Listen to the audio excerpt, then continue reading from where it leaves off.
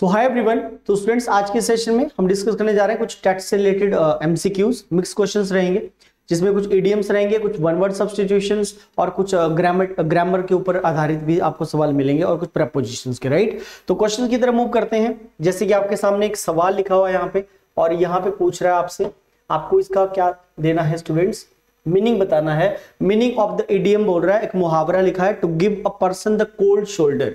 ये काफी important idiom है और काफी बार एग्जाम में पूछा जाता है डिफरेंट पेपर्स में। राइट, तो टेट के एग्जाम में भी एक बार पूछा गया था, to give a person the cold shoulder.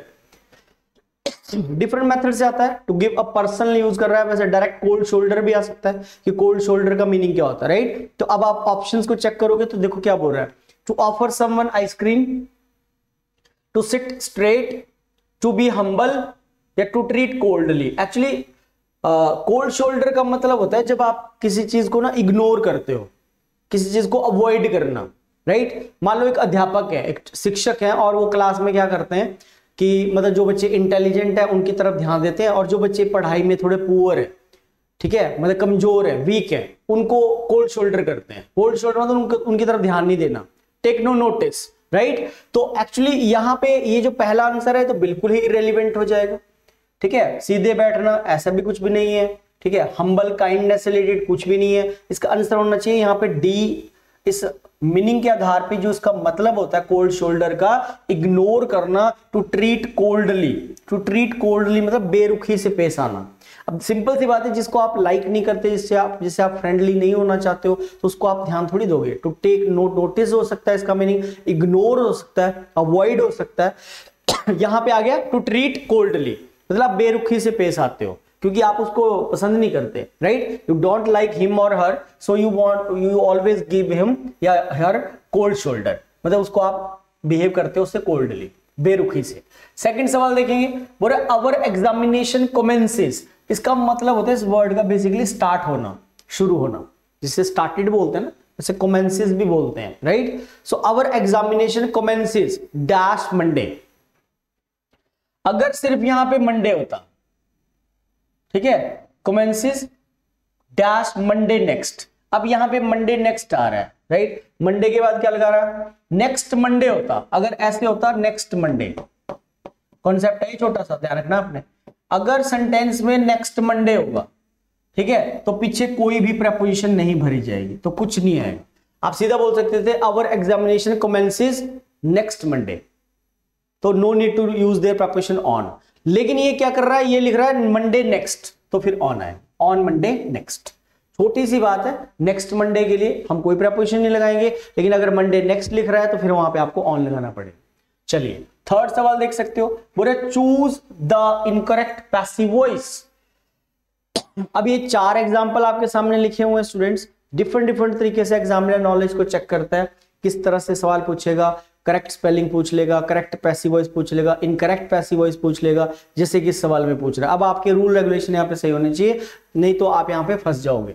तो करेक्ट पैसिव वॉइस क्या हो जाएगी इसका, पहला वर्ड है sweets are contained in this. अब कंटेन के साथ इन नहीं लगता है, ये सही है।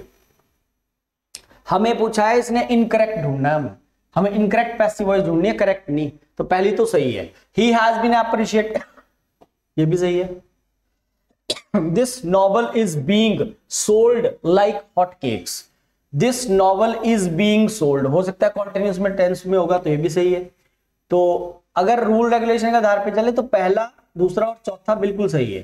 Temples are thronged by devotees across India, तो इस सवाल में थोड़ी सी मिस्टेक है। ठीक है, सी यहां पे हमारा आंसर बनेगा, सी वाला वाक्य गलत है तो ये रूल के हिसाब से आप बोलोगे सर आर लग रहा है, थर्ड फॉर्म आ रही है, तो ठीक तो है ये। टेम्पल्स प्लूरल है तो आर आ रहा है, थ्रॉन्ग्ड आ रहा है। एक्चुअली यहां पे क्या होगा कि बाय डिवोटीज को लिखने की जरूरत नहीं है, across India. Temples are thronged across India, by devotees लिखने की यहां पे जरूरत नहीं है। Sweets are contained in this box, sweets are contained in this box, सही है। ही हैज बीन अप्रिशिएटेड, ये भी सही है। This novel is being sold like hot cakes, ये भी सही है। तो यहां पे आप बाय डिवोटीज नहीं लिखोगे। चौथा, चूज द इनकरेक्ट नरेशन। अब आपको नरेशन ढूंढनी है, तो मतलब ऐसे सवाल जब आएंगे तो आपको कंप्लीट एक्टिव वॉइस का नॉलेज होना चाहिए, कंप्लीट आपको पैसिव वॉइस का ज्ञान होना चाहिए, नहीं तो फिर यहाँ पे आप एलिमिनेशन कैसे करोगे? मुझे नॉलेज नहीं होगा, नरेशन आती नहीं होगी, तो कैसे कर पाऊंगा? तो he said to his mother, where did you find my books. ये डायरेक्ट स्पीच है क्योंकि कॉमा इन्वर्टेड कॉमा आ रहा है इसका। उसने अपनी मां से कहा, where did you find my books yesterday, पिछले कल तुम्हें मेरी किताबें कहां से मिली थी। सही है, डायरेक्ट स्पीच में है तो सही है। He proposed to his friends that we should enjoy a game of cricket. His teacher inquired Ravi why he had been absent the previous week. My mother wished me that I might live long. हमें incorrect ढूंढना है, right? तो he proposed to his friends that we should, ठीक है। अब यहां पे he his teacher inquired, actually इसमें सी गलत है, ठीक है। तो इसमें सी क्यों गलत है? क्योंकि यहां पे देखो ये WH टाइप का क्वेश्चन है। हिज टीचर इंक्वायर्ड रवि, ठीक है, why he had been absent the previous week. My mother wished me that I might live long, right? तो यहां पे इंक्वायर्ड की जगह आस्क्ड आएगा, यहां पे आना चाहिए asked. that his teacher asked Ravi, क्योंकि WH टाइप में हम सेट टू को हटा के आस्क्ड लिखते हैं, इंक्वायर्ड नहीं लिखते, तो यहां पे आंसर सी होना चाहिए। चलिए, तो फोर्थ आप देख सकते हो, बोल रहा है Rehan and Ronit are good friends and it don't matter to them as to who is wealthier. अब ये दो फ्रेंड्स है, Rehan and Ronit, both are good friends, अच्छे दोस्त हैं। It don't matter to them as to who is wealthier. तो क्या कभी आपने ही शीट के साथ, स्टूडेंट्स कभी हम ही शीट के साथ कभी हम डॉट लगाते हैं? तो आप बोलोगे नहीं सर, ही शीट के साथ तो डजंट लगता है, डजंट आता ना ही शीट के साथ। तो ये तो इट डॉट लिख रहा है, तो ये पहला पार्ट हमारा गलत है, यहाँ पे डजंट आना चाहिए। एक्सप्लेनेशन पढ़ लीजिए, डॉट के स्थान पर डजंट का प्रयोग होगा। एक्सप्लेनेशन मतलब सिंगुलर सब्जेक्ट के साथ डज का प्रयोग होता है और प्लूरल सब्जेक्ट के साथ डू का, यहाँ इट का प्रयोग हुआ है जो सिंगुलर सब्जेक्ट होता है, इसलिए यहाँ डॉट के स्थान पर डजंट का प्रयोग हुआ, अतः ऑप्शन पहला सही उत्तर होगा। तो पहला तो मैंने आपको बता दें कि यहाँ पे डॉट की जगह इट डजंट मैटर होता है, ठीक है। इट डजंट रेन होता है, इट डोंट रेन कभी भी नहीं होता। ही शीट सिंगुलर नंबर के सब्जेक्ट होते हैं और सिंगुलर नंबर का सब्जेक्ट हमेशा अपने साथ डज लेता है, डोंट नहीं लेता। क्वेश्चन नंबर 5 पे आ जाते हैं, चूज द करेक्ट सेंटेंस। हमें यहाँ पे करेक्ट वाक्य ढूंढना है, ठीक है। देखो, he is too obedient not, too के साथ कभी नॉट नहीं आता, ये तो गलत है, right. Gandhiji was so compassionate that he couldn't hurt anybody. Will you lend me any? Will जो है आप any नहीं लगाओगे, यहाँ पे some आना चाहिए था, ये भी गलत है। any नेगेटिव होता है ना एक्चुअली, तो ये भी गलत है, right. Good night, I am pleased to meet you. Good night, I am pleased to see you. यहाँ पे see आना चाहिए, ठीक है, ये भी गलत है। आंसर पहला हमारा सही है। Gandhiji was so compassionate, so के साथ देखो पेयर लगता है that, ठीक है, सो दैट का पेयर होता है और ये हमेशा नेगेटिव सेंटेंस में आता है। तो पहला वाक्य यहाँ पे रूल के आधार पे चले तो सारे सेंटेंस में कुछ छोटी छोटी मिस्टेक्स हैं, यहाँ पे जो पहला वाक्य है स्टूडेंट्स, यही सेंटेंस हमारा सही बनेगा, ठीक है। चलो आगे देख लेते हैं। क्वेश्चन नंबर 6 देखिए, select the most appropriate synonym of the word given word. Deliberate का सिमिलर बताना है। सो डेलिब्रेट का मतलब क्या होता है? सिमिलर बताना है। डेलिब्रेट होता है इंटेंशनल, इस शब्द का मतलब होता है basically intentional, INTENTIONAL, intentional, right. मतलब जो चीज जानबूझकर करते हैं हम, इंटेंशनली करते हैं, तो इसका राइट आंसर क्या होना चाहिए? Planned would be the right answer. Explanation पढ़ लो। सेकंड, प्लान्ड एक्सप्लेनेशन डेलिब्रेट का अर्थ होता है जानबूझकर, और इस अर्थ से समानता रखने वाला विकल्प है प्लान्ड, जिसका अर्थ होता है नियोजित। देखो पूरी जब हम प्लानिंग करते हैं, है ना, उस चीज को बोलते हैं बेसिकली डेलिब्रेट, ये ध्यान रखना आपने। नियोजित इसका मतलब होता है, तो ये ध्यान रखना। 7 देख लीजिए, 7 बोल रहा है select the most appropriate option to fill in the blank. If you try to do something every day, you will dash progress. अब ये जो प्रोग्रेस वर्ड होता है, इसके साथ ना तो कभी गेट आता है, ना ही कभी होल्ड आता है, ना ही कैच वर्ब होती है। प्रोग्रेस वर्ड के साथ जो जिस वर्ब का सिलेक्शन होता है या कोलोकेशन होता है वो होती है मेक। हमेशा प्रोग्रेस के साथ हम मेक वर्ब का यूज करते हैं, कभी भी आपने इसके साथ गेट, होल्ड और कैच नहीं लगाना है। तो राइट आंसर बनेगा यहाँ पे सेकंड आंसर। पढ़ लीजिए, मेक प्रोग्रेस, दिए गए स्थान में मेक का प्रयोग होगा, क्योंकि जब तरक्की करना तरक्की करने की बात होती है तो प्रोग्रेस के साथ जिस वर्ब का कोलोकेशन होता है वो है मेक। ध्यान रहे कि प्रोग्रेस के पहले वर्ब के तौर पर गेट, होल्ड, कैच का प्रयोग सही नहीं होता है। तो ये सिलेक्शन है कि कौन सी वर्ब किस वर्ड के साथ लिखी जाएगी। तो प्रोग्रेस के साथ आपको हमेशा ध्यान रखना है कि मेक प्रोग्रेस होता है, गेट प्रोग्रेस, होल्ड प्रोग्रेस नहीं होता है। 8वां सवाल नंबर 8 देख सकते हो, बोला what dash beautiful seen this is, है ना। तो आपको पता है वो जो एंड में साइन लगा रहा है स्टूडेंट्स, इस साइन को क्या बोलते हैं, एक्सक्लेमेटरी साइन होता है। इस साइन को क्या बोलते हैं जी, एक्सक्लेमेटरी साइन होता है, साइन ऑफ एक्सक्लेमेशन बोलते हैं इसको, राइट। और साइन ऑफ एक्सक्लेमेशन के बाद मतलब ऐसे जो वाक्य होते हैं एक्सक्लेमेटरी, जो सडन चीजों को बताते हैं, जैसे आप कोई अच्छी चीज देखते हो, आप बोलते हो what a beautiful house this is, what a beautiful seen this is, right. तो एक्सक्लेमेटरी सेंटेंस में हमेशा आर्टिकल ए का यूज किया जाता है, ध्यान रखना। तो आर्टिकल ए मतलब बी आंसर होगा। 9th, इम्यून का राइट आपको ऑपोजिट बताना है, इम्यून, ठीक है। वैसे तो मैं आपको बता दूं इम्यून टू, इसके साथ प्रेपोजिशन का भी कॉन्सेप्ट बताता हूं, टू लेता है ये, इम्यून टू होता है, और ये होता है बेसिकली प्रोन टू का ऑपोजिट, प्रोन टू का ऑपोजिट होता है। और प्रोन टू का मतलब ये होता है वल्नरेबल, डी आंसर होगा इसका। प्रोन टू का मतलब जानलेवा होता है, जानलेवा, जानलेवा, या आप बोल सकते हो suffer, suffer from a disease. Prone to का मीनिंग होता है suffer from a disease, right. और इम्यून टू क्या होता है, प्रोटेक्शन, इसका मतलब होता है प्रोटेक्शन, इसका मीनिंग बचाव होता है, इसका मतलब सफरिंग होती है, वल्नरेबल, जानलेवा होता है। चलिए, तो weak, physically not strong option का मीनिंग बता रहा है। वल्नरेबल बोल्ड कर रखा है, ये मतलब आंसर बनेगा हमारे यहाँ, who is easily susceptible to disease, vulnerable hence D is correct, ये मतलब आंसर सही है। फ्री आपको पता है लॉजिकल है यहाँ पे, at the rest one is synonyms, बाकी सारे सिमिलर है इम्यून के, तो यहाँ पे राइट आंसर वल्नरेबल होगा। 10th देखिए, पूरा अ क्लोज्ड बुक, इडियम है, मुहावरा है। तो अ क्लोज्ड बुक का मीनिंग बताना है आपको, डिफिकल्ट प्रॉब्लम होता है, मिस्ट्री होती है ना, या रिजेक्ट करना, या बी इंपॉर्टेंट, या इंपॉर्टेंट इन्फ्लुएंस होता है। तो मतलब जो बुक बंद है, मतलब जो चीज बंद है ना, बंद मतलब जो चीज रहस्यमयी है। तो वैसे कई बार ना आप थोड़ा आइडिया गेस भी लगा सकते हो इडियम्स में, लेकिन कई बार गेस उल्टी, मतलब कई मीडियम्स ऐसे भी तो जिनके मीनिंग बिल्कुल ही ऑपोजिट आते हैं। यहाँ पे तो आपका आंसर बी हो जाएगा जी। क्लोज्ड बुक का मतलब होता है बेसिकली किसी रहस्य को बोलते हैं, मिस्ट्री को बोलते हैं, राइट। चलो 11वां पे आ जाते हैं। तो one word substitution, 11th question है आपके सामने, a person who sneaks into a country is, मतलब आपने देखा होगा कि जैसे बॉर्डर पे क्या होती है, घुसपैठिए घुस जाते हैं, घुसपैठ होती है ना। जैसे पाकिस्तान से इंडिया, जो पाकिस्तान का बॉर्डर है, वहां से कई टेररिस्ट आ जाते हैं, स्नीक्स मतलब एंटर कर जाना, राइट, इनटू कंट्री। उसको क्या बोलते हैं बेटा, उसको बोलते हैं इन्फिल्ट्रेटर। इन्फिल्ट्रेटर होता है घुसपैठिया, टिपिकली इसको बोलते हैं घुसपैठिया होता है, इन्फिल्ट्रेशन, इन्फिल्ट्रेशन घुसपैठ होती रहती है बॉर्डर पे, तो इसका राइट वन वर्ड है infiltrator. I am feeling dash better today, तो एक बात का ध्यान रखना, टू के साथ ये तो नेगेटिव एडवर्ब है, इसके साथ तो बेटर नहीं आएगा।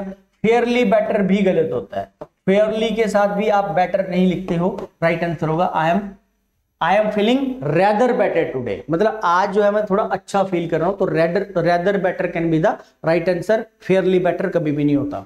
नेक्स्ट देखेंगे, to give up the ghost, to give up the ghost होता है बेसिकली क्या, to die, to make false appearance, to terrify others by acting in suspicious manner, to leave useless.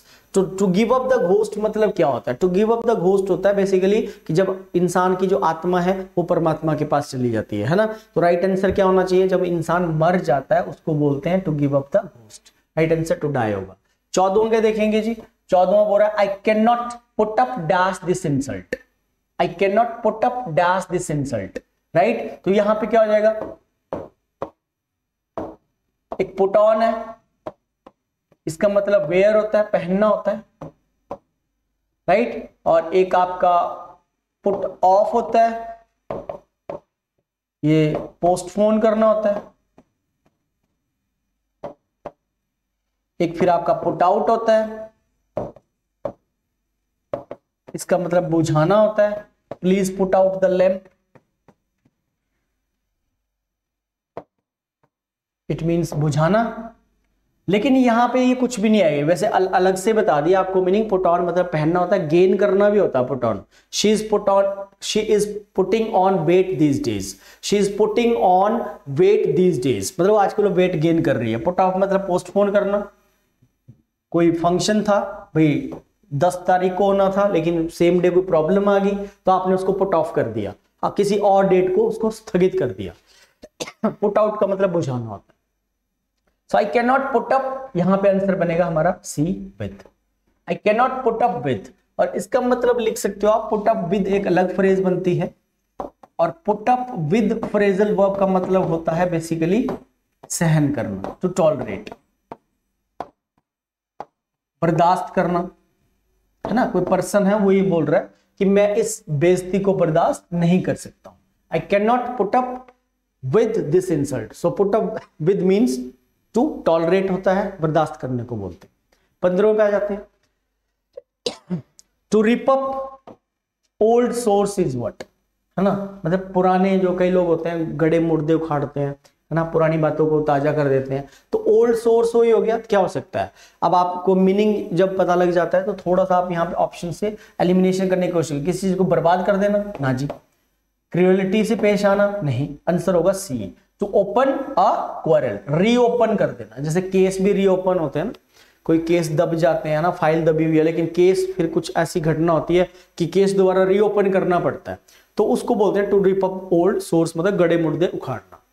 16 देख सकते हो, 16 सवाल बोल रहा है ही डिलाइट्स डैश टीजिंग मी, है ना, तो डिलाइट्स के साथ फिक्स प्रीपोजिशन एट तो नहीं आती, टू भी नहीं आती, ऑन भी नहीं आती, इन आती, मतलब उसको खुशी मिलती है, उसको जब वो मेरे को छेड़ता है तो उसको बड़ा आनंद आता है। डिलाइट्स मतलब हैप्पीनेस होता है, खुशी को बोलते हैं डिलाइट, राइट। नेक्स्ट आप देख सकते हो क्वेश्चन नंबर नेक्स्ट 70 बोला choose the incorrect sentence where wrong modal is used. अब आप सभी जानते होंगे मॉडल कितनी होती है, विल है, वुड है, शैल है, शुड है, कैन है, इन सारे वाक्यों में मॉडल्स यूज कर रहा है। आपको उस वाक्य को ढूंढना पड़ेगा जिसमें मतलब मॉडल का यूज गलत तरीके से किया गया, तो यहां पे आपको नॉलेज होना चाहिए, नहीं तो नहीं कर पाओगे। अब क्या होता है कि हैड के साथ जब कभी भी थर्ड फॉर्म आता है, हैड ही स्टार्टेड अर्लियर, अगर उसने पहले से शुरू किया होता, so he would have caught the train, तो मतलब वो जो है ट्रेन को पकड़ लेता। तो शॉर्टकट ये है कि हैड के साथ जब भी थर्ड फॉर्म आता है अगली क्लॉज में वुड हैव के साथ थर्ड फॉर्म ही आता है, तो मतलब पहला वाक्य हमारा सही चल रहा है। Had plus V3 would have plus V3 का शॉर्टकट बिल्कुल सही बिठा रहा है, ये तो सही है। हमें ढूंढना है यहाँ पे इनकरेक्ट सेंटेंस, हमें इसने गलत सेंटेंस ढूंढने को बोला है ना कि सही। द अथॉरिटीज इम्पोज्ड लॉकडाउन, ठीक है, आपने ध्यान रखना है जब भी कोई चीज लगती है, किसी चीज को लगाया जाता है, जैसे कर्फ्यू इम्पोज होता है तो इम्पोज्ड लॉकडाउन, इम्पोज्ड कर्फ्यू, थोपना, लगाना, वहां पे इम्पोज वर्ब भी लगती है। The authorities imposed lockdown so that covid might not transmit fast, है ना, तो सो दैट यहां पे एक कंजंक्शन का यूज कर रहा है जिसका काम पर्पस बताने का होता है, पर्पस बताने का होता है। तो मतलब क्या लॉकडाउन लगा दिया गया था अथॉरिटीज के द्वारा जो है, ठीक है, क्या लगा दिया गया, लॉकडाउन लगा दिया गया ताकि कोविड-19 जो है ज्यादा फैले ना, उसका ट्रांसमिशन ना हो। ये वाक्य भी सही है, माइट पॉसिबिलिटी है, यहाँ पे हम संभावना के वजह से चल रहे हैं कि यार लॉकडाउन लगा देते हैं ताकि जो है फैले ना, तो might is the model of possibility, तो माइट के थ्रू यहाँ पे संभावना को व्यक्त किया जा रहा है, तो सही लिखा जा रहा है, ठीक है। थर्ड बोल रहा है she needs not join her office during lockdown, she needs not join her office during lockdown, तो यहाँ पे ये सेंटेंस गलत है, क्योंकि जब भी आप सब्जेक्ट के बाद नीड को एज ए मॉडल बना के लिखते हो तो इसमें फिर प्रेजेंट इंडेफिनिट वाला रूल नहीं लगता, ठीक है। तो यहाँ पे शी नीड नॉट होना चाहिए था, क्योंकि आफ्टर सब्जेक्ट जो मॉडल लिख रहा है, मतलब जो नीड लिख रहा है उसको एज ए मॉडल यूज किया जा रहा है यहाँ पे, और आफ्टर सब्जेक्ट जब हम मॉडल का यूज करते हैं तो उसमें एस और यस नहीं लगाते। So she need not join her office during lockdown, और my grandparents would go to temple daily, ये सही है, मतलब आंसर हमारा यहाँ पे सी बनेगा, जिस सी वाले वाक्य में मॉडल को यहाँ पे गलत तरीके से रिप्रेजेंट कर रहा है, तो ये वाक्य गलत है। आगे देखिए 18, सवाल नंबर 18 है select the most appropriate meaning of the given idiom. मुहावरे का मीनिंग बताना है, तो to smell a rat, to smell a rat का मीनिंग क्या बता रहा है, to learn the smell of a rat, नहीं जी। To have reason to know the presence of a rat, मतलब रैट चूहा होता है, तो ये मीनिंग ऑप्शन हमें कुछ ऐसे दे रही है, रैट से रिलेटेड दे रहा है। जबकि टू स्मेल अ रैट का मतलब क्या होता है बेटा, ये होता है। आंसर हमारा सी बनेगा, to have reason to suspect. जैसे कई बार हम बोलते हैं ना दाल में कुछ काला है, I think there is something black at the bottom, तो टू स्मेल अ रैट भी हो जाता है दाल में कुछ काला है या कुछ गड़बड़ है, घोटाला है। वैसे इसके लिए फिशी भी बोलते हैं इसको, फिशी भी स्माइल दे रहा है बंदा। मान लो आपको लगता है कि यार सामने वाला बंदा कुछ गड़बड़ है कहीं पे, तो आप बोल रहे हैं यार बंदा ना फिशी स्माइल दे रहा है। फिशी स्माइल मतलब there is something black at the bottom. इसको ब्लैक एट द बॉटम बोल लो, इसको फिशी बोल लो, चाहे आप टू स्मेल अ रैट बोल लो, ठीक है। जब कोई रीजन कारण होता है कि हमें शक पड़ता है किसी चीज के ऊपर, उसको बोलते हैं। उसके बाद 19 देख सकते हो आप, 19 बोल रहा है एंटोनिम ऑफ अकम्प्लाइज बताना है। अकम्प्लाइज का मतलब होता है बेसिकली, मैं लिख देता हूं यहाँ पे इस शब्द का मतलब, पार्टनर इन क्राइम। इसका मीनिंग होता है स्टूडेंट्स पार्टनर इन क्राइम, ठीक है जी। मतलब बुरे काम में जो साथ देता है। आपको पता है जब कोई चोरी होती है, कोई डाका डलता है या बैंक लूटते हैं लुटेरे, तो उसमें एक लीडर होता है मेन, है ना, फिर उसके साथी भी होते हैं, साथीदार।